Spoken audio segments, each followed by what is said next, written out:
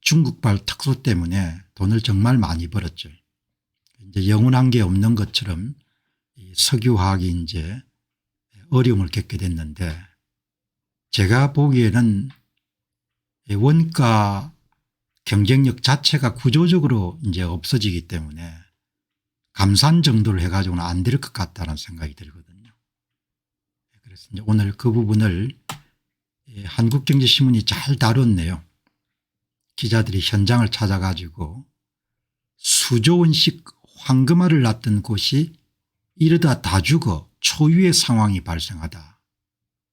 사업 세계에서 좋았던 날들이란 것은 그냥 별로 의미가 없는 거죠.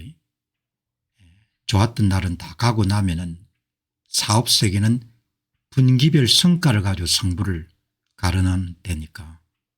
그래서 이 참 구조조정을 할 건가 말 건가 이런 차원의 문제가 아니고, 보스턴 컨설팅 그룹이 아마 용역을 줬는 모양입니다. 정부에서 사업 재편을 해야 되니까, 사업 재편에 딴 게 아니고 사업을 좀 잘라내야 되니까 얼마나 잘라내면 좋겠냐. 그러니까 이제 보스턴 컨설팅 그룹 BCG에서 정부에 안을 냈는데, 현재 생산 시설의 24% 정도를 감축해야겠다, 그렇게 이야기를 하네요. 한 9개 정도 생산 공장이 있으면 2~3개 정도를 이제 없애는 겁니다. 폐쇄하는 거죠. 그런데 이제 제가 보기에는 이 이제 공급 상황이라든지 수요 상황, 그다음에 톤단 에틸렌 생산 원가 같은 것을 이렇게 보면은 24% 정도를 없애가지고는 안 될 것 같다는 생각이 들거든요. 그러니까 이제 보스턴 컨설팅 그룹도 뛰어난 사람들이 업무를 했겠지만 마지막 결론을 낼 때는 이제 업계의 파장이라든지 실현 가능성 이런 것을 보고 좀 타협을 안 하겠습니까? 그러니까 24% 정도 가지고는 일어나기가 쉽지가 않을 거다, 이렇게 이제 보는데, 오늘 한국 석유화학의 위기에 가장 이제 큰 문제는 지금은 이제 현실화 안 됐는데, 중동이 거의 코스트 개념이 없는 자기들이 생산하는 석유를 가지고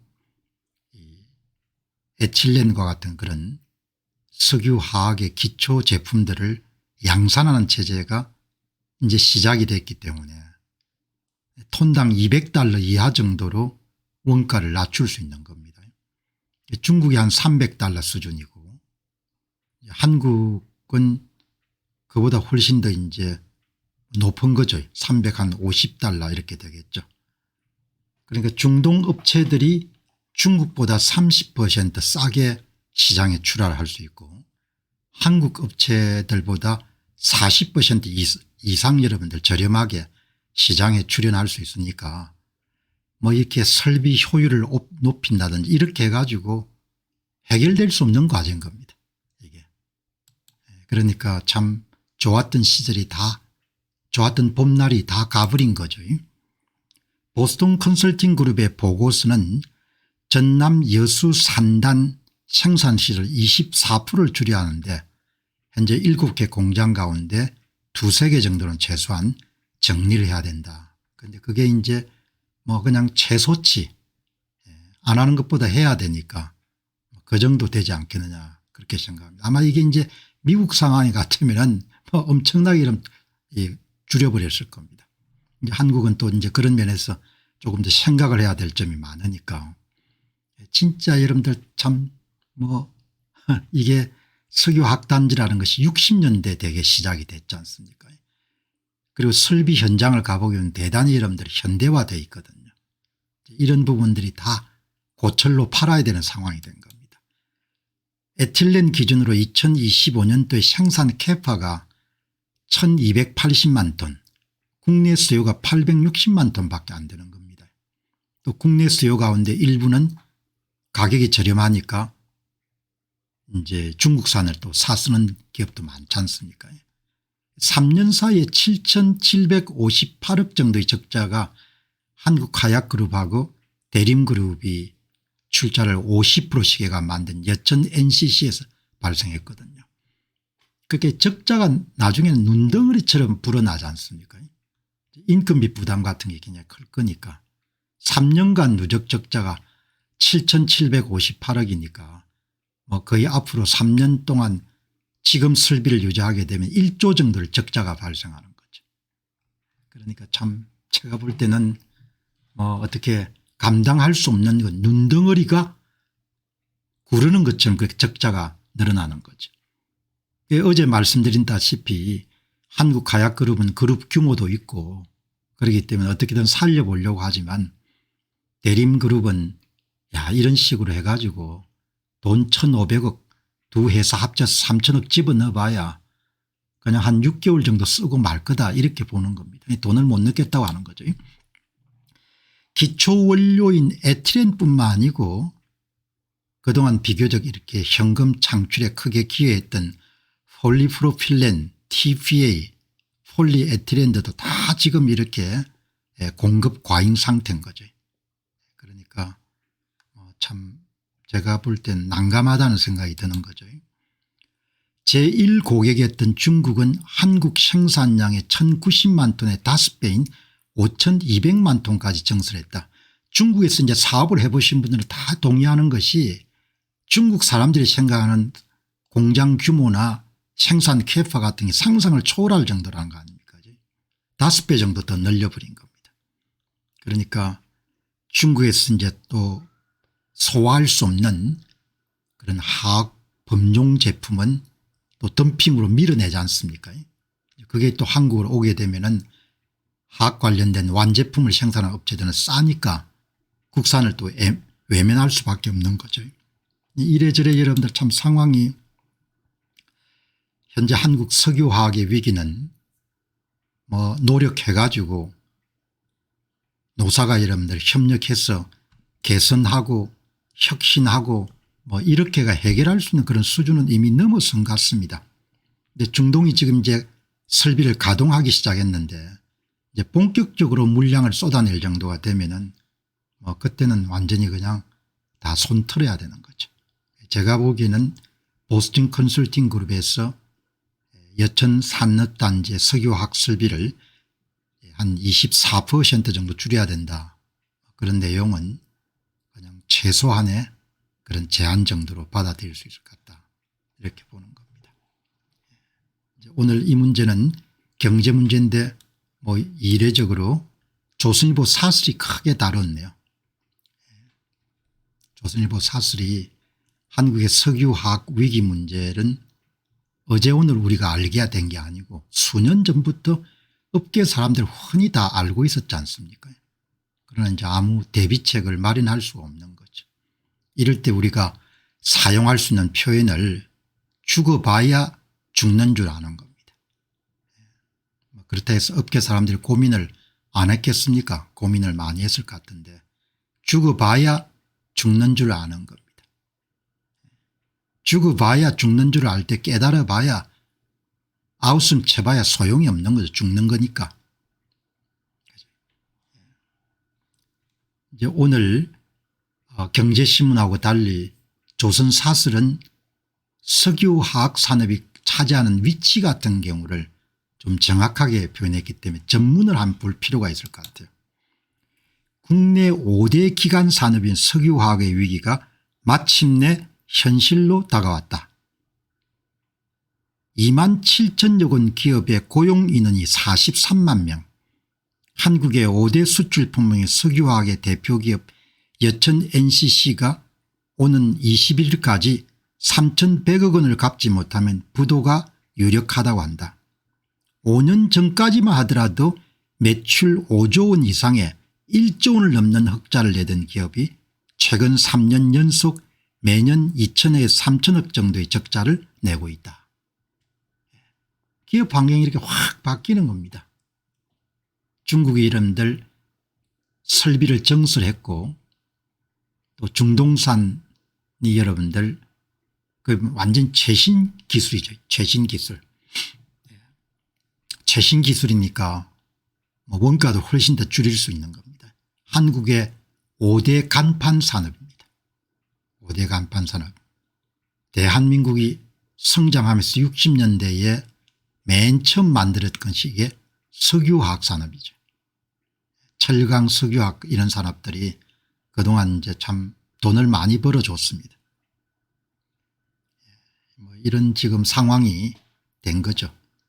이게 이제 뭐 여기 보시기 바랍니다. 27,000개 정도가 관련돼 있네요. 그러니까 업스트림부터 시작해서 다운스트림까지 이러면 다 연결된 것이. 한국의 5대 간판 산업 가운데 하나가 지금 이제 벼랑 끝에 내몰린 것이 지금 표면화되기 시작한 겁니다. 석유화학 위기 대책이 보이지 않는다. 이런 제목을 사슬이 달았는데 제가 이런 툭 튀어나온 생각이 무슨 대책이 있겠냐. 지금 선택할 수 있는 것은 손실을 최대한 줄이면서 퇴각, 엑시트 하는 것 외에는 다른 방법이 있겠냐. 다른 방법이 없다는 거죠. 그러니까 전부 다 고철로 팔아야 되는 겁니다. 그러니까 참 대단한 거죠. 대책이 없는 겁니다. 그럼 대책이 없는 걸 왜 이야기하냐. 대책이 없어도 이야기를 해야 되지 않습니까. 대책이란 얘기 나오지 않습니까. 손실을 최대한 줄이면서 퇴각하는 것 외에는 다른 방법이 없다 이렇게 이야기하는 거죠. 그러니까 이번에 여천 NCC에 대해서도 대림그룹하고 하나그룹이 판이하게 여러분들 경영 판단이 다르지 않습니까. 하나는 뭐 체면도 있고 사회 여론도 있고 하니까 가능한 살리는 쪽으로 그렇게 뭐 살릴 수가 없는 겁니다. 1년에 한 3천억 정도 적자가 나니까 그냥 돈 계속 꼬라 넣는 거죠. 2천억 3천억. 원가가 여러분들 뭐 50% 여러분들 40% 정도 높을 수밖에 없으니까 이길 재간이 없는 겁니다. 보스턴 컨설팅 그룹은 국내 석유화학 기업들 가운데 50%가 무너질 것이라고 이야기한다. 전망보다 훨씬 더 심각한 결과가 나올 것이다. 왜냐하면 국내 수요도 중국산과 같은 싼 석유화학 기초 제품으로 대체가 될 거니까. 지금 이렇게 50% 정도가 무너질 것 같다는 이야기는 다른 조건이 동일하다면 중국산이 한국 시장을 특별하게 공략하지 않는다면 그런 가정하에서 50%가 무너지는 거죠.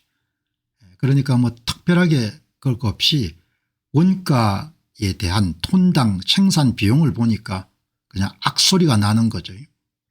그리고 최근에 이름들 설비를 정설한 중국이나 그다음에 신설 설비를 만들기 시작한 중동은 완전히 신기술을 생산 단가를 현저하게 낮출 수 있는 신설비를 만들 수가 있으니까. 한국 석유화학의 위기는 어제 오늘의 이야기가 아니고 2018년만 하더라도 국내 전체 수출의 8.2% 500억 달러를 담당하며 세계 4위 생산국에 올랐던 한국 경제의 효자였다.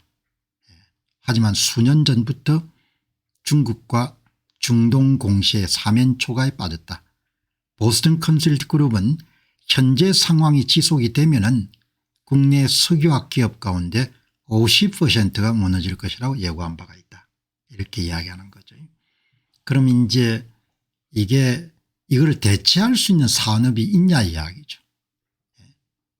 이게 대체할 수 있는 산업이 이제 없으면은 그만큼 이제 고용이 줄어드는 겁니다.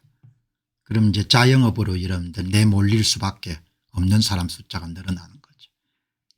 그래서 여러분들 미국의 주지사나 미국의 대통령 전부가 뭐죠? 일자리 만들이는 목숨을 걸지 않습니까? 백악관 동정이나 도널드 트럼프 대통령의 SNS를 꾸준히 보게 되면은 이 양반 머릿속에는 딴 게 없는 것 같다. 하나는 뭡니까? 전부 다 미국에 투자 일으켜 가지고 일자리 만드는 것밖에 관심이 없다는 이야기거든요. 너무나 오랫동안 여러분들 일자리가 자동적으로 만들어져 왔으니까 기업을 뭐 패듯이 이런 패가지고 지금도 뭐죠? 뭐 패듯이 패지 않습니까? 고마움을 모르는 거죠. 사람은 어렵게 얻으면은 고마움을 아는데 인간이란 피조물은 쉽게 얻으면은 고마움을 모르는 존재인 거죠. 부모한테 이런 큰 재산을 물려받으면은 그 고마움을 모르는 것처럼 자기 손으로 벌어서 일어서야 고마움을 알지 않습니까? 지금 나라가 그런 겁니다. 기업들 여러분들 무슨 뭐 패듯이든 패도 저것들이 그냥 꼼짝없이 그냥 세금 바치고 살아갈 거다 이렇게 생각하는 겁니다. 주 패지 않습니까? 노동법 2조 3조 무슨 상법 전부 다 뭐죠. 그러니까 정신들이 이제 차릴 수밖에 없겠죠. 내가 이런 이야기 안 하도 정신 차릴 수밖에 없는 상황으로 가는 겁니다. 국내 석유화학은 원유로부터 나프타를 만든 다음에 나프타를 이용해서 NCC에 돌려 나프타 분해 설비에 돌려가 화학제품 원료를 만드는데 그런데 이제 그냥 나프타를 거치지 않고 원유에서 바로 에틸렌을 뽑아내는 신기술이 이제 도입된 거죠. 그 중국에서 최신 설비는 전부 다 신기술을 한 거죠. 그러니까 원가가 엄청나게 여러분들 떨어질 수밖에 없는 거죠. 전 세계적으로 공급 과잉 상태입니다. 에틸렌 생산 능력이 2억 2,900만 톤, 수요가 1억 8,800만 톤이니까 가격은 거의 덤핑 가격으로 계속 내려갈 수밖에 없겠네요. 나프타 없이 에틸렌을 생산한 신기술의 바탕을 두고 중동과 중국 기업들이 설비 경쟁을 벌이고 있다. 이게 뭐 게임 체인저 기술인 겁니다. 이거 완전히 판 자체를 없는 기술인 거죠. 게임 체인저급의 신기술이 시장 판도에 한 번 더 충격을 가한 셈이다. 이렇게 되는 거죠. 더 큰 문제는 이번 위기가 국내 핵심 산업조차도 중국 공시 앞에 구조적 한계를 무너지고 있음을 여실히 보여주고 있는 것이다. 그다음에 뭐 건설업 2차전지 전부가 그런 거죠. 산업 곳곳의 경고음은 갑자기 등장한 게 아니고 수년 전부터 알 사람은 다 아는 위기고 위기가 현실화된 시점에서도 뾰족한 대책이 없다 이렇게 했는데 뭐 다 이제 그동안 별일이 있겠나 이렇게 생각을 했겠습니까. 그렇게 해서 이제 어려움을 당하는 거죠. 이제 지금 와가지고 오늘 보니까 석유화학이 돈이 안 된다. 태강그룹과 효성그룹 석유화학 비중을 줄이고 신사업 모색하다. 새 사업 찾아내기가 엄청나게 어렵습니다. 대개 이런 회사가 무너질 때 보면은 기존 사업을 고수하다가 망하는 경우가 있고 기존 사업이 어려움에 처할 것을 내다보고 신사업을 여러분들 개척하다가 또 망하거든요. 새 사업 회사에 이런 이익을 가져다 줄 수 있는 신규 사업을 하나 잡아서 반석 위에 올리는 것이 엄청나게 어려운 일인 거죠. 그래서 사업하는 사람들이 굉장히 귀하게 여겨야 되는 겁니다. 업어주지는 못할 망정 여러분들 사업하는 사람들을 굉장히 귀하게 여겨야 되는 게 그게 정석인데 왜 사업하는 게 너무나 고되기 때문에 지금 하고 있는 사업을 잘하기도 어렵지만 지금 하고 있는 사업이 오래 안 가니까 사업가의 숙명이라는 것은 필연적으로 새 사업을 일으켜야 되는데 새 사업을 일으킨 것이 노름판에 판돈을 거는 것처럼 매번 새 판인 겁니다. 새로 사업을 한다는 것은 거기서 처음부터 3년 2년 5년 적자하면서 일었어야 되는 거죠. 왜냐하면 새 사업 분야에도 또 오랜 업력을 갖고 있는 회사들이 다 여러분들 비즈니스를 하고 있으니까. 오늘 이 기사를 보고 돈이 안 되기 때문에 다른 분야에서 신사업을 모셔간다. 그게 얼마나 어려운지 아냐. 사업 하나 일으키는 것이 어떻게 하냐. 제가 여러분 이 말씀을 드릴 수 있는 것은 제가 공부를 한 지식인이지만 제가 봉급을 받지 않고 수십 년 동안 사업가처럼 살아왔기 때문에 아는 겁니다. 그 사람들 마음을 그 사람들이 얼마나 고단한 인생을 사는 건지 한국 사람들 진짜 정신 차려야 되고 정치하는 사람들 진짜 제가 볼 때는 이대로 가면은 진짜 손가락 빨 겁니다. 돈 귀한지 모르고 돈이 귀한지 돈이 피지 않습니까. 돈 귀한지 모르고 펑펑 쓰다가 여기저기 가서 돈 좀 꿔달라고 이러면 그런 꼴을 지금부터 한 25년 전에 했지 않습니까. 이 신사업 찾아내기가 어렵습니다. 석유화학기업들은 불황을 이겨내기 위해서 자체적인 구조조정 작업에 들어갔다. 그러나 그게 신사업을 외환위기 때 여러분들 대부분 엎어진 기업들이 대부분 뭡니까 신사업을 추구하다가 대부분 넘어갔지 않습니까. 그렇게 어려운 겁니다. 아무튼 간에 석유화학이 고용 파생 효과가 굉장히 크네요. 오늘 뭐 여러분 보셨다시피 회사만 하더라도 여기에 27,000곳 가동 데가 석유화학에 직접 간접으로 관련되어 있고 고용 인원이 43만 명인 겁니다. 그동안 어떻든 잘 먹고 잘 살았습니다. 잘 먹고 잘 살아가지고 여러분 참 이 인생과 사업을 관통하는 것이 돈을 벌 때 그 돈을 잘 관리하거나 투자를 해가지고 성과를 못 거두면 그 다음에 이제 위기가 오거든요. 번 돈을 낭비하면은 거기에 대해서 반드시 비용 청구서가 날아오는 겁니다.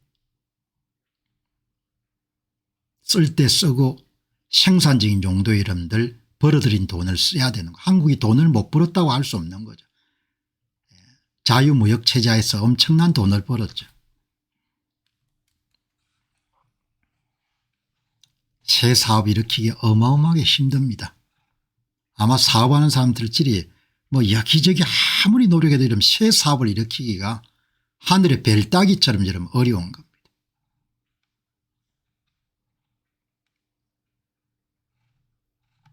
참. 자, 이제 대통령이 한미 정상회담을 하는 모양인데 한미 정상회담을 좀 이제 한국 상황을 이렇게 조금 걱정을 하시는 분들은 뭐 고우나 미우나 간에 대통령이 워싱턴 DC를 가면은 잘 해야 될 건데 뭐 이런 생각이 아마 강할 겁니다. 곱게 봐주겠나 이런 제목을 제가 붙였는데 이 한미 정상회담을 오늘 평소에 주의 깊게 보는 이용준 세종연구소 이사장 그리고 전 외교부 북한 핵대사 아주 공정한 그런 글을 쓰시기 때문에 제가 글이 나올 때마다 글을 가지고 논평을 하지 않습니까. 그래서 이제 오늘 경제와 안보의 운명이 한미 정상회담에 달렸다. 그런 제목으로 이제 글을 기고를 한 겁니다. 이제 앞부분은 대개 의례적으로 정상회담은 실무진들이 다 협의가 이루어지기 때문에 의전에 가깝기 때문에 대부분 성공한 것으로 대부분 포장이 된다. 그런데 완전히 실패한 그런 정상회담 사례를 한 두세 가지 정도 들었습니다. 근데 제가 이제 관심 가진 것은 이제 그런 부분은 다 제외하고 한미 정상회담에 대해서 이용준 이사장이 지금 어떻게 보고 있냐 이런 부분이 관심이 있는 겁니다. 그 부분 한번 집중적으로 보도록 그렇게 하겠습니다. 여기 보시면은 현재 소고기 쌀 등의 예민한 농축산물 수입 문제를 둘러싸고 양국 정부가 상반된 해석을 하는 배경은 좀 아리숭하다.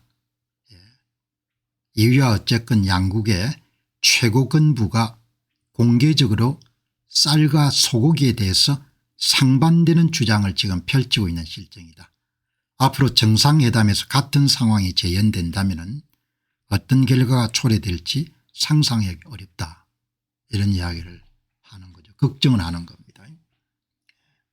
뭐 동맹이다. 그동안 사이가 좋다 이런 거 별로 중요하지 않지 않습니까? 이번에 세계 각국의 정상들을 다루는 걸 보면은 도널드 트럼프 대통령의 특성을 많이 알 수가 있는 거죠. 첫 번째는 우리하고 좀 많이 다른 것은 서구인들은 온정주의 같은 게 별로 없지 않습니까? 선이 분명히 서 있죠. 인간관계든 뭐든 간에. 거래적 측면으로 매사를 보는 겁니다. 한국인들의 시각에서 보게 되면은 사람이 너무 찬 거죠. 뭐 그거나 그게 이제 서구인들의 그런 시각이고 또 양키 시각인 거죠. 양키들 시각. 그래서 여러분들 만났지만 그냥 35%를 때리지 않습니까? 캐나다에 사는 교민들 가운데 상당히 쏙싹하신 분들이 많을 겁니다. 거래적 시각으로 보니까 봐주는 게 없는 겁니다. 나는 일찍이 미국과 캐나다 관계가 이렇게 차갑게 냉각화 되는 것은 본 적도 없었고 이런 상황이 전개되리라고는 생각도 해본 적이 없는 거죠. 그 정도 여러분들 그냥 냉정하게 대하는 겁니다.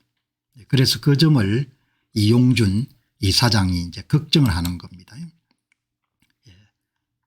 정상회담의 도살인 위험 가운데 하나로 지금 실무진들이 분명히 이야기를 나눌 때 쌀 소고기 문제에 서로 의논을 했을 건데 표면화되는 것이 한국과 미국 사이의 이견이 전혀 해소되지 않고 있다는 거죠.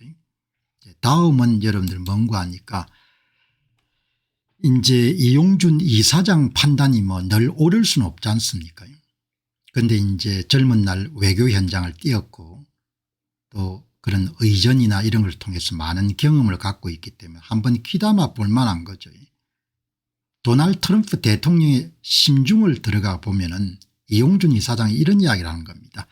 러스트벨트와 농촌 유권자의 지지를 얻고 당선된 도널드 트럼프 대통령은 양국 모두에게 뜨거운 감자인 농축산물 개방 문제를 쉽사리 양보할 것 같지 않다 이렇게 이야기하는 거죠. 그러니까 이용준 이사장 입장에서는 뉴스를 계속 이런 추적해 봤을 거 아닙니까? 한국에만 예외적인 조건을 허용을 안 할 거다 이야기죠.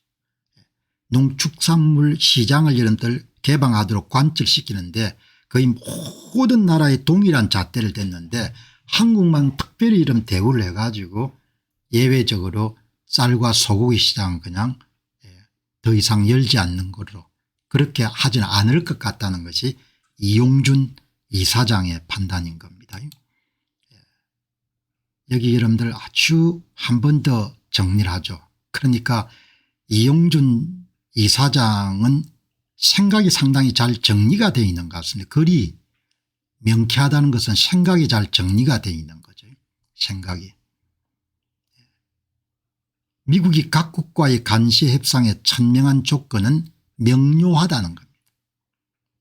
미국의 물건을 팔고 싶다는 미국이 설정한 일방적 조건을 수락하라는 것이고 이것이 미국이 창설적인 뉴노멀 신국제질서고 그러나 모든 나라가 주권 국가이기 때문에 캐나다나 미국과 마찬가지로 미국의 조건을 수락하지 여부는 각 국가가 주권적 선택으로 결정 내린 것이고 미국이 제시한 조건을 수락할 수 없으면 그것에 대한 반대급부인 관세가 높다든지 이런 부분을 각 국가가 받아들일 수밖에 없다는 거죠. 냉정하게 이야기를 하는 겁니다. 그래서 2024년도 11월 미국 대통령 선거에서 조선 농객들 가운데 한국의 내노란 농객들 가운데 가장 정직한 글을 쓴 사람이 이용준 이사장이거든요. 도널드 트럼프를 가장 여러분들 정직하게 묘사한 유일한 사람입니다. 뭐 그냥 거두절미하지 않고 그냥 이야기하는 겁니다. 미국이 동맹국가의 안보 협상에 제기할 조건도 유사한 맥락이 될 듯 싶다. 미국의 안보 지원을 바라면 상호주의 차원에서 그에 상응하는 군사적 기여를 미국에 제공하고 미국의 상시 주둔을 원하면 그것에 수반되는 경비 일체를 부담하는 조건이 제시될 가능성이 높다. 그 첫 실험대가 한국이 될 것으로 본다. 아주 여러분들 냉정하게 보이는데 너무나 여러분들 필요한 이야기를 한 겁니다. 미국에 물건 팔려고 하면은 미국 시장 접근세를 내든지 그렇게 조건을 준 겁니다. 선택하는 것은 각 나라가 선택하는 것이고 선택을 못하겠으면 불이익을 감수해야 된다는 거죠. 대단히 서구적 관점의 그런 이야기인 겁니다. 미국의 안보 지원을 바라면 상호주의 차원에서 그에 상응하는 군사적 기여를 미국에 제공해야 된다는 거죠. 우리가 동맹이니까 우리가 혈맹이니까 그런 이야기는 도널드 트럼프한테 안 통하는 겁니다. 상호주의 원칙을 지키라는 거죠. 미국의 상시주둔을 원하면은 미군의 상시주둔을 원하면은 그에 수반되는 경비 일체를 부담하라는 겁니다. 못하겠다. 그럼 나가는 거죠. 한 번도 겪어보지 못한 그런 대통령을 지금 만난 겁니다. 다음 여러분 보시죠. 이 칼럼의 마지막 결론입니다. 이 모든 협상 부담을 떠안게 될 현재 정부 최초의 한미 정상회담이 성공적 회담이 되기를 위해서 짐이 너무 많다. 한국을 꼽지 않은 시각으로 보는 트럼프 대통령이 정상회담을 성공적 회담으로 포장해 줄지는 의문이다. 남아공 여러분들 대통령 불러다 완전히 박살내는 거 봤죠. 남아공의 여러분들 인종차별 문제하고 농부들 살해 사건에 대해서 완전히 박살내버리지 않습니까? 우리 안보와 경제의 장기적 운명이 걸린 이 중요한 기로에서 대통령은 어떤 선택을 할 것인가 뭐 알아서 잘 안 하겠습니까? 그렇게 봐야 되는 거죠. 한국을 곱지 않은 시각으로 보는 트럼프 대통령은 제가 보기에는 싫은데 좋아하는 것처럼 잘 안 하는 것 같아요. 그거는 젊은 날부터 이런들 뭐 그렇게 남한테 굽힐 필요가 없었기 때문에 그럴 것 같기도 하고 싫은데 좋아하는 것처럼 안 하는 겁니다. 대개 이제 사회생활 하면서 싫더라도 아무 문제 없는 것들은 그렇게 우리가 포장을 하지 않습니까? 근데 이분은 그런 게 없는 겁니다. 한국을 곱지 않은 시각으로 보는 트럼프 대통령이 이번 한미 정상회담을 성공적으로 표장할지는 잘 모르겠다는 겁니다. 곱지 않은 것은 바꾸기가 힘들 겁니다. 도널드 트럼프 대통령 흉중에 들어있는 한국을 곱지 않게 생각한 것은 아니고 대통령을 곱지 않게 보는 거죠. 대통령을. 그 곱지 않은 시각은 뭐 아무리 노력하더라도 없애기는 힘들 겁니다.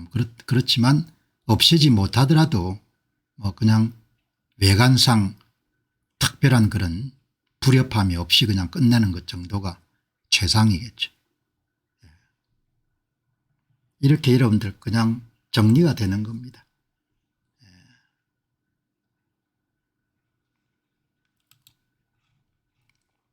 자, 뭐 이제 죽는 소리들이 많이 나오지 않습니까? 죽는 소리가 많이 나오는데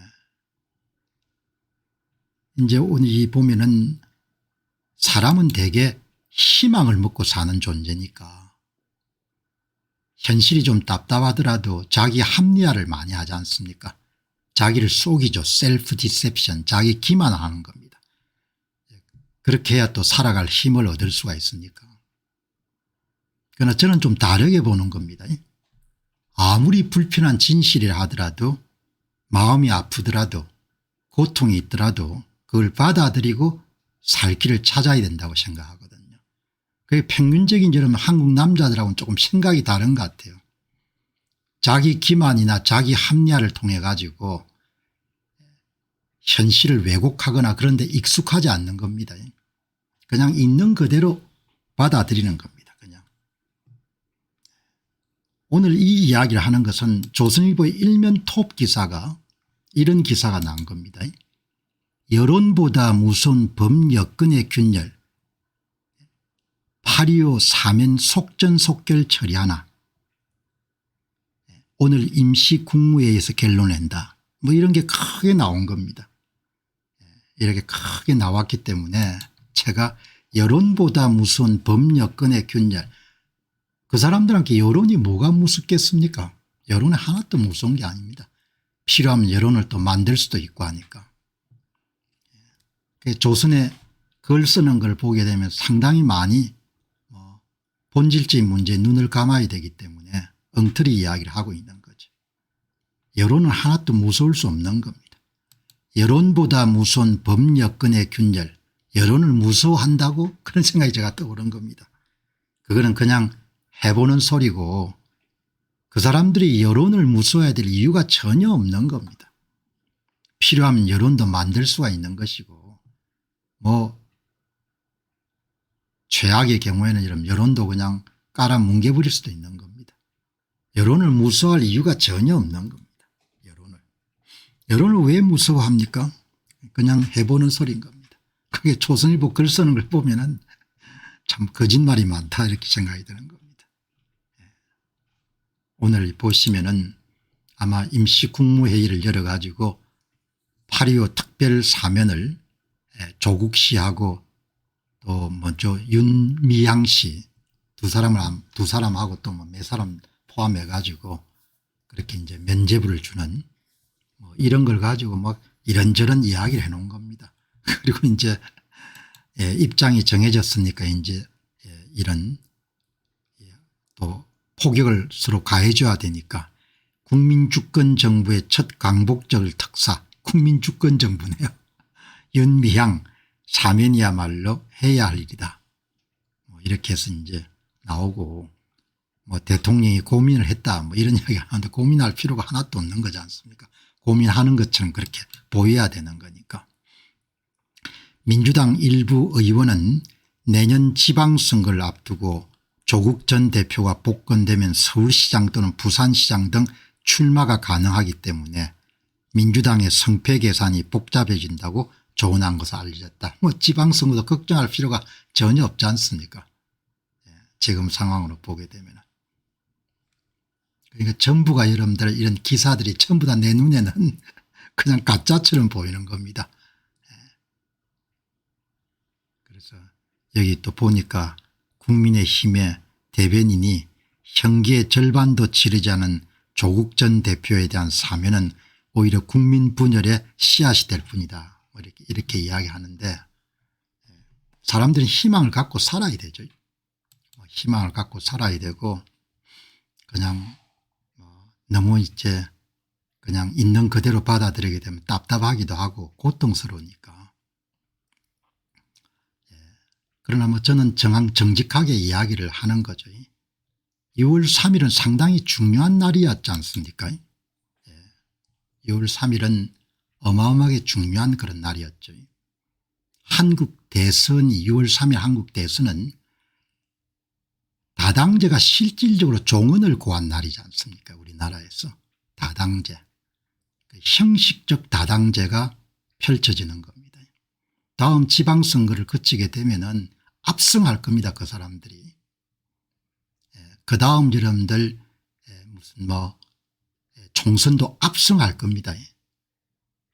그 다음에 이런 대선도 압승을 하겠죠. 6월 3일 한국 대선은 실질적으로 일당 체제가 열리는 그런 시작점에 해당한 거죠. 그러니까 그런 것을 저처럼 그렇게 보는 사람들도 있을 것이고 그렇지 않게 보는 사람도 있을 거 아닙니까? 저는 그게 맞춰 가지고 준비를 해야 된다 이렇게 보거든요. 그러니까 6월 3일 한국 대선은 다당제가 실질적으로 종언을 고한 그런 날이다. 그렇게 저는 보는 겁니다. 그래서 6월 3일 딱 지나고 나서 선거 문제를 접어버렸지 않습니까? 이제 다 결정이 된 거니까. 2025년은 대한민국이 해방된 지 80주년이 되는 해입니다. 그리고 건국된 지 77주년 되는 해입니다. 그리고 2025년은 한국의 사전투표 제도가 전국 투표에서 실시된 지 11년째 되는 날입니다. 해방 80주년, 건국 77주년, 사전투표 시행 11주년이 되는 해입니다. 나라가 완전히 바뀐 거죠. 완전히 바뀐 겁니다. 그거를 인정하든 인정하지 않든 간에 그거는 개인이 선택할 수 있는 문제고 저는 그렇게 보는 겁니다. 완전히 바뀐 걸로 보는 거죠. 제가 여러분과 함께 이런 방송에서 달러화 자산을 유지하는 것이 굉장히 중요하다. 그게 왜 그렇게 이야기하겠습니까? 체제가 바뀌었다고 보기 때문에 대비해야 되기 때문에 이야기를 하는 겁니다. 그걸 잘 이해하지 못하는 사람도 많을 겁니다. 그럼 이해 못하는 게 어떻게 하겠습니까? 지금도 여러분들 공병호가 이런 선거 문제 안 다뤘다 구덩거리는 사람이 가끔 있는데 그 사람은 내 뜻을 모르는 겁니다. 게임이 끝났다고 보는 겁니다. It's over. 게임이 끝난 겁니다. 저는 앞으로 정권 교체가 상당히 어려울 걸로 봅니다. 불가능하다는 이야기를 드리고 싶지는 않고. 그래서 제가 농담 반 진담 반으로 4년이 될지 40년이 될지 400년이 될지 잘 모르겠다 이렇게 이야기하지 않습니까? 그런 말에 이름들 빼가 있는 거죠. 정권 교체가 저는 어려울 걸로 그렇게 보는 겁니다. 그래서 제 방송을 보시는 분들은 가끔은 제가 이렇게 초를 치기 때문에 불편하고 그렇겠지만 한국 문제를 다루거나 세계 문제를 다루거나 또 투자 문제를 다루는 것이 전체가 다 이런 그 시적으로 본인이 갖고 있는 전망의 기초에서 이야기를 하는 겁니다. 자, 그래서 오늘 여러분들 조선일보의 일면 톱 기사로 그런 게 나왔기 때문에 또 그런 단상을 한 번 정도 말씀을 여러분들에게 드린 겁니다. 그래서 저 방송 들으시면 주의 깊게 들으셔야 되는 겁니다. 주의 깊게. 왜냐하면 내가 너무 노골적으로 또 이야기를 할 수 없는 문제들도 있고 하니까 주의 깊게 이야기하고 저 양반의 심중에 진짜 하고 싶은 이야기가 저거구나 이렇게 알아야 여러분들 그다음에 본인이 미래를 대비하거나 준비하는데 그르침이 없는 거죠. 자, 여러분들 보시기 바랍니다. 이 트럼프 대통령 지금 이제 조선도 그렇지만 수시로 트럼프 대통령을 정신 나간 사람으로 몰지 않습니까? 그러니까 참 어리석은 사람들이 세상에 많은 겁니다. 관세 정책이 지금까지도 왔는데 미국의 도널드 트럼프 대통령을 정신 나간 사람으로 이름 몰고 있으니까 얼마나 한심한 겁니까? 자식들하고 이런 고생길을 피할 수가 없는 겁니다. 그렇게 무지하고 그렇게 오판을 하게 되면. 제가 오늘 조선일보를 보니까 조선일보가 미국 대통령 선거에 얼마나 도널드 트럼프를 미친놈으로 이렇게 몰았습니까? 그러니까 눈에는 밖에 이러면 안 보인다고. 오늘은 뭔가 하니까 미국의 대표적인 주가 지수인 S&P 500의 주가 성장률보다 미국을 제외한 전 세계 우량기업의 수익률이 주가 지수 수익률이 더 높으니까 관세정책의 실패고 도널드 트럼프의 실정 때문에 이런 일이 발생했다. 이렇게 여러분들 조선일보의 김은정 기자라는 사람이 쓴 겁니다. 하긴 젊은 기자들이 깊은 뜻은 별로 없었을 테니까. 야, 그래도 참 이렇게 글을 쓰려면은 어떻게 이렇게 글 쓰는 것마다 이렇게 좀 잘못된 글을 쓸까. 올 들어서 8일까지 미국 주가 S&P 500 기준 상승률은 8.6%에 그쳤지만 미국을 제외한 나머지 세계지수 MSCI 월드 XUS 상승률은 18.5%로 미국을 압도하고 있다. 스페인 27.9%, 독일 21.4%, 멕시코 17.3%, 브라질 13%, 캐나다 12.3% 모두 다 주가지수가 미국 상승률보다 추월했기 때문에 미국 정책이 실패한 것이고 관세 정책이 실패한 것이고 이게 도널드 트럼프 때문이다. 이렇게 기사를 쓴 겁니다. 그래서 참 대책이 없구나 하는 생각이 드는 거죠. 예. 최근 몇 년 사이 대형 기술주와 AI에 대한 기대감 속에 미국 주식 수익률이 다른 나라를 압도했지만 무역 전쟁을 앞세운 도널드 트럼프 미국 대통령 집권 이후에 분위기가 손바닥 뒤집었듯이 바뀐 것이다. 이런 이야기를 써가지고 그러니까 도널드 트럼프 때문에 지금 미국이 어렵다 이런 이야기를 하는 겁니다. 얼마나 무식한 이야기인지. 무역 전쟁을 앞세운 트럼프 대통령 집권 이후에 분위기가 손바닥 뒤집듯 바뀐 것이다. 미국의 주가가 죽수기를 하고 있고 미국이 어려워지고 있다는 이야기를 펼치는 거죠. 그런 이야기를 하고 싶은데 마침 이제 주가 수익률, 미국 주가 수익률하고 미국을 제외한 주가 수익률이 나왔기 때문에 그걸 이용해 가지고 이제 이런 이야기를 꾸미는 거죠. 어떻게 이렇게 여러분들 뭐죠? 머리가 논리적이지 않는지 기가 찬 거죠. 사람이 짐승하고 다른 것은 좀 합리적으로 생각을 해야 돼요. 합리적이라는 것은 원인 결과를 잘 분석하는 거지 않습니까? MSCI 지수 미국을 제외한 전 세계의 우량 기업들의 지수 상승률이 미국의 S&P 500 주가 지수 상승률을 앞지른 것이 관세와 무슨 관련이 있냐 이야기죠. 아무 관련이 없는 겁니다. 그게 트럼프의 무능함과 무슨 관련이 있냐 아무 의논이 없는 겁니다. 제가 이 방송을 왜 이 주제를 선택하는가 하니까 제발 거짓말 좀 하지 말라는 거짓말. 이 나라는 거짓말 때문에 이런 비용을 치르고 있지 않습니까? 거짓말 좀 하지 말자 이야기죠. 기사를 쓰는 사람이나 학자나 정치인들 간에 직업적으로 자신의 업무와 관련해 성실함이라는 지적 정직함 같은 걸 유지해야 될 거 아닙니까? 아무 관련이 없는 걸 들어다가 그냥 이야기를 만들어서 여러분들 이야기를 하는 겁니다. 주가라는 것은 김은정 기자에 의하면 관세하고 트럼프의 능력에서 결정된다는 이야기인데 주가를 결정하는 요소가 얼마나 많습니까? 이렇게 여러분들 코잘리티라고 하죠. 원인 결과 관계를 이렇게 오도해 가지고 자신의 주장을 합리화하기 위해서 거짓말을 하면 안 되는 거죠. 그런데 김원정 기자가 아마 이 거짓말을 의존한 것이 미국의 그런 애널리스트들 여기 트럼프 대통령의 관세가 유럽이나 일본 기업보다 미국 기업의 수익에 더 큰 타격을 줄 것으로 예상하기 때문이다. 뭐 이런 이야기를 빚어가지고 했는데 월가에도 이렇게 민주당 지지자들이 많지 않습니까? 이런 논리가 안 되는 겁니다.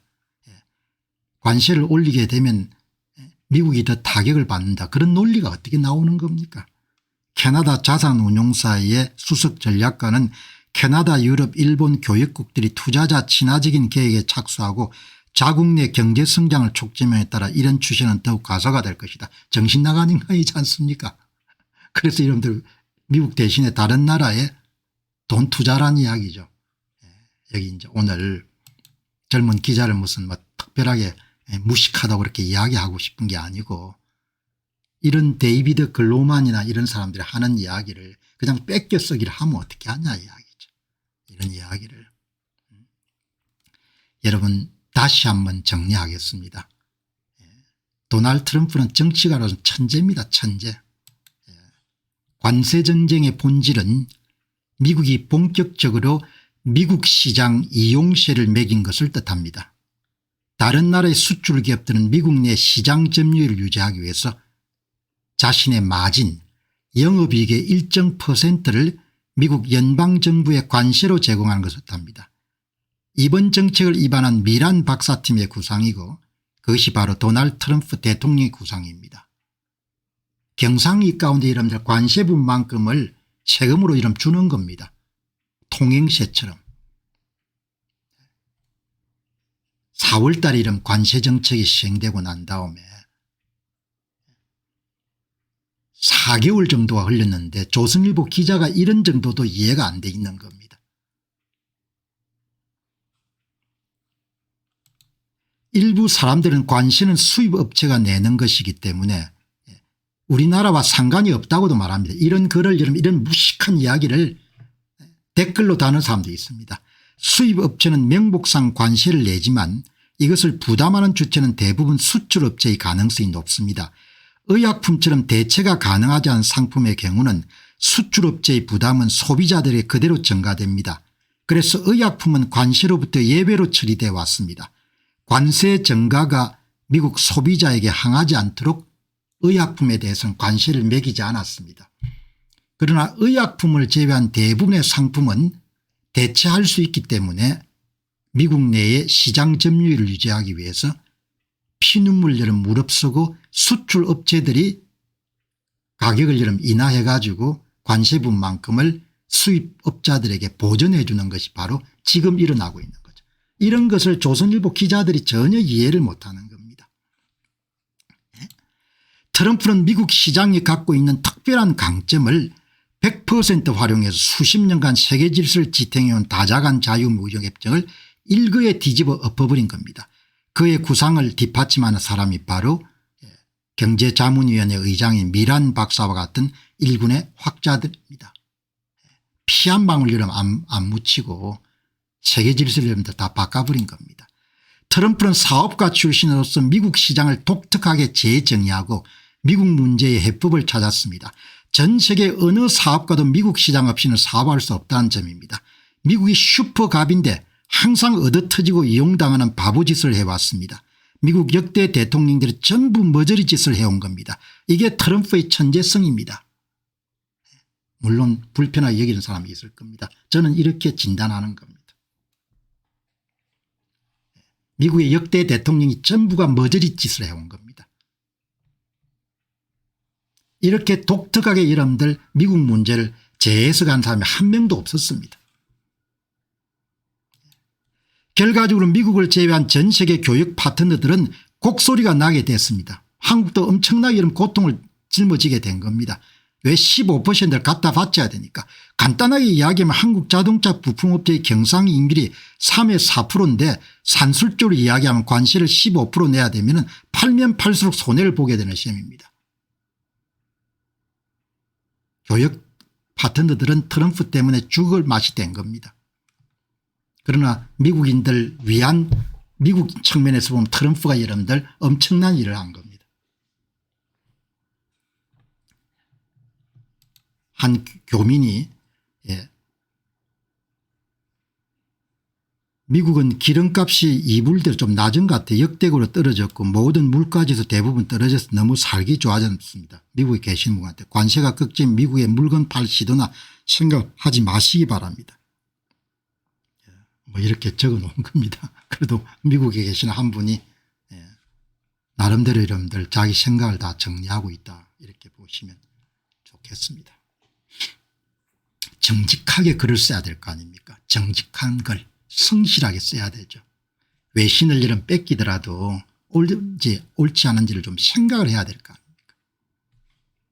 자, 여러분 뭐 제가 도널드 트럼프 대통령 무슨 뭐 찬양하는 사람은 아닙니다. 잘한 거를 잘한다고 하는 겁니다. 트럼프가 참 대단합니다. 진짜 대단한 사람입니다.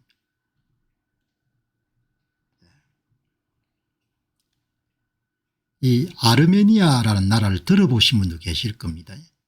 이 아르메니아는 전 세계 역사를 통틀어 가지고 로마보다도 일찍 기독교를 국교화한 작은 나라입니다. 그 아르메니아하고 앙숙인 국가가 무슬림 국가인 아제르바이잔입니다. 두 나라는 엄청난 여름 앙숙입니다. 전쟁도 여러 번 했습니다. 도저히 두 사람이 이런 만날 수 없는 그런 나라인데 이 아르메니아하고 아제르바이잔을 이런 불러가지고 백악관에 초청해서 평화협정을 체결하게 한 겁니다. 그걸 보고 참 대단한 사람이구나. 왜냐하면 아르메니아 역사를 좀 알기 때문에. 여기가 여러분 보시면은 아마 유튜브 같은 거 보시면서 이 아르메니아 정교회가 아주 오래됐습니다. 아르메니아 정교회가 아르메니아 정교회입니다. 아르메니아 정교회. 로마보다 한 13년 먼저 그리스도교를 여러분들 국교화한 거죠. 오랜 역사를 갖고 있는 나라입니다. 그런데 참 나라가 적기 때문에 한 300만도 안 되니까 뭐 여기도 치고 저기도 치어 가지고 굉장히 좀 고달픈 역사입니다. 301년 AD 301년에 기독교 국교를 공언했으니까 동로마 제국의 콘스탄티노플 대제가 313년에 했으니까 아르메니아 정교의 역사가 굉장히 깊은 거죠. 여기 보시면은 이 깃발이 아르메니아 삼색기입니다.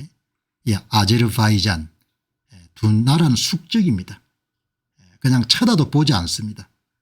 여기 이제 보시면은 여기가 터키, 튀르키예, 시리아, 이라크, 이란, 이게 조지아, 아르메니아, 아제르바이잔, 카스피에 이게 흑해, 이 아르메니아입니다. 내륙 국가입니다. 도저히 이 사람들이 만날 이게 여러분들 너무나 비극적인 것이 이 아르메니아 사람들이 여기에 많이 사는 겁니다. 나고노 칼라바크. 그런데 이 땅은 또 아제르바이잔 땅인 겁니다. 이 전쟁이 여러 번 일어났습니다. 그리고 또 여기는 또 여러분들 땅이 어떻게 되어 있는가, 여기는 또 아제르바이잔인 겁니다. 아르메니아를 거치지 않으면 여기를 갈 수가 없는 겁니다.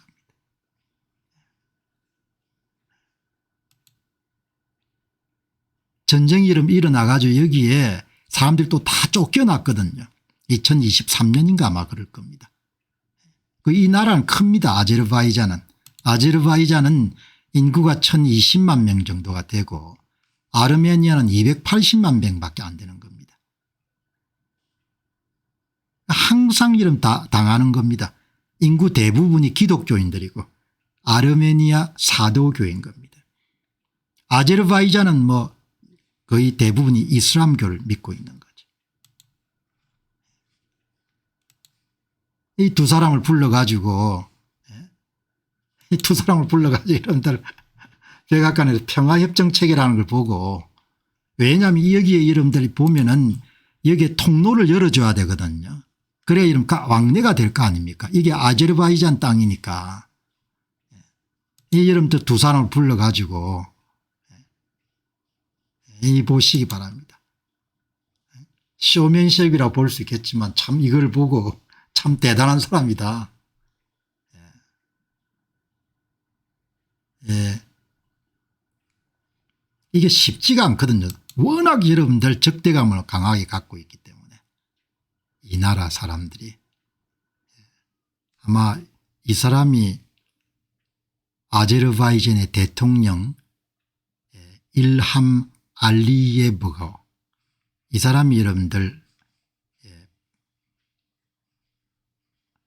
아르메니아의 수상인 니콜 파시안이라는 사람이냐. 도널드 트럼프가 참 대단합니다. 아르메니아와 아제르바이잔의 지도자들이 수십 년간 분쟁을 종식시키기 위한 합의안에 서명하기에 앞서 금요일 날 백악관 평화정상회담에서 악수했습니다. 도널드 트럼프 대통령이 가운데 서고 아제르바이잔의 일함 알리예프 대통령과 아르메니아의 니콜 파시난 총리가 양옆에 자리했습니다. 두 정상이 트럼프 앞에 손을 내밀어 악수를 하자 미국 지도자는 손을 들어 그들의 손 위를 보겠습니다. 이렇게 이야기하는 겁니다. 두 나라가 여러분 너무나 적대감이 깊어가지고 사람들이 막 죽었으니까, 그러니까 참 보통 일이 아닌 거죠. 이 역사를 제가 좀 알기 때문에 이 보도를 보고 참 도널드 트럼프라는 사람이 참 대단하다는 생각을, 그리고 이걸 본인이 또 다 안 했으니까 이 미 국무부를 움직이는 루비오 미 국무장관이 일을 잘하는 거죠. 다 밑에서 만들었을 거 아닙니까. 지시를 했을 테니까. 그렇게 해서 여러분들 이렇게 두 사람을 부른 겁니다. 뭐 노벨상 이런 거 뭐 이렇게 이야기하는 그거는 부산물이고, 이렇게 자기가 해야 될 일을, 미국 대통령으로 해야 될 일을 성실히 수행하는 겁니다. 여긴 참 복잡합니다. 여기 보시면은 여기 이제 앞에서 말씀드리다시피 국제평화와 번영을 위한 트럼프 루트, 아마 여기 이제 길을 이렇게 사람들이 통행할 수 있도록 만들어주는 모양입니다. 통행할 수 있도록 만들어줘야 될 거 아닙니까.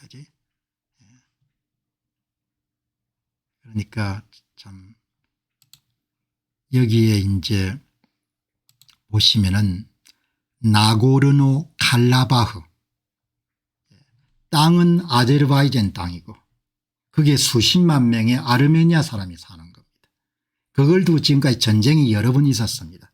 그 첫 번째 전쟁이 1988년부터 1994년에 전쟁이 있었고, 제1차 나고르노 칼라바흐, 이때는 아르메니아 측이 이긴 겁니다. 그다음에 이름들 또 터키의 도움을 받아 가지고 제2차 나고르노 칼라바흐 전쟁 2020년, 역사를 보게 되면 무슬림 국가들은 다 무슬림 국가를 도와주거든요. 2차 전쟁에는 패배를 합니다. 그래서 생계터전을 다 놓고 아르메니아 사람들이 전부 다 쫓겨난 겁니다. 44일간의 전쟁 끝에 아제르바이잔은 상당한 영토를 되찾았고 아르메니아는 큰 패배를 겪었습니다. 한쪽은 1000만이고 한쪽은 280만 밖에 안 되니까 병사 수가 절대적으로 적은 겁니다. 그래 참 어렵게 만들기가 어려운 관계인데 평화협정을 체결하게 해가지고 참 대단하다는 생각이 드는 겁니다. 자, 여러분들 오늘 처음에 이제 히트를 오픈 AI사의 챗GPT가 이미지 만드는 걸 가지고 히트를 쳤지 않습니까? 지금 후발주자인 일론 머스크의 XAI사의 글록 모델이 이미지를 가지고